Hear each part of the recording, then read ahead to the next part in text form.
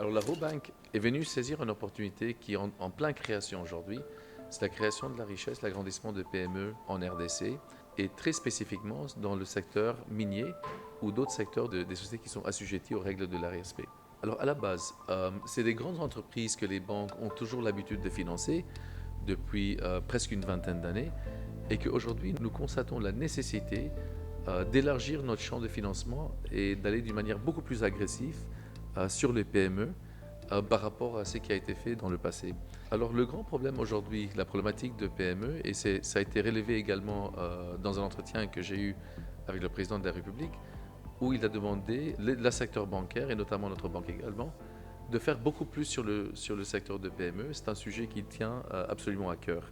Et c'était en développant cette réflexion que nous avons trouvé important de venir voir la RSP, de se constater de tout le bon travail qui était en train d'être fait sur le développement de PME et de voir comment la Robank peut s'associer à cette dynamique qui se met en place.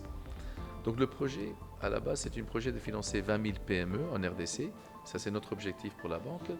Nous y sommes déjà avec 8 000 PME actuellement, donc il nous reste encore 12 000 PME à financer.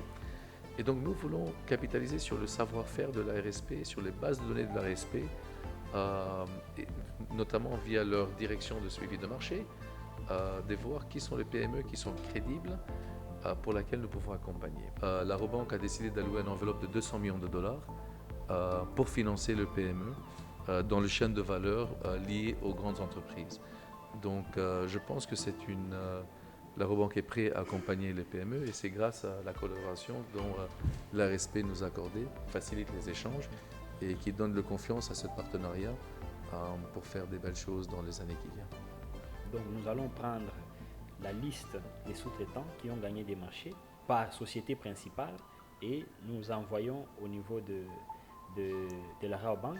L'objectif est qu'ils aident ces entrepreneurs-là à devenir des grands parce qu'on ne peut pas faire de grandes affaires sans l'appui des banques.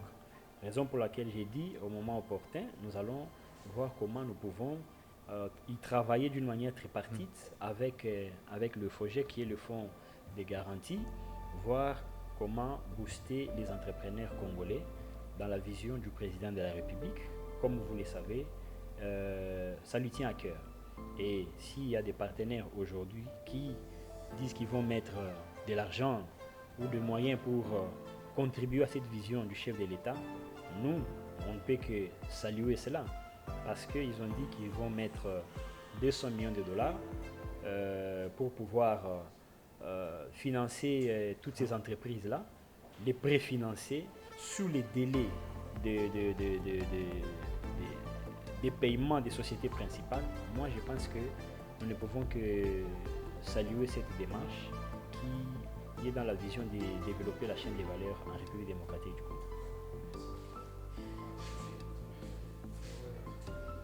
ARSP, bras armé de l'État pour la création et le développement de la vraie classe moyenne congolaise.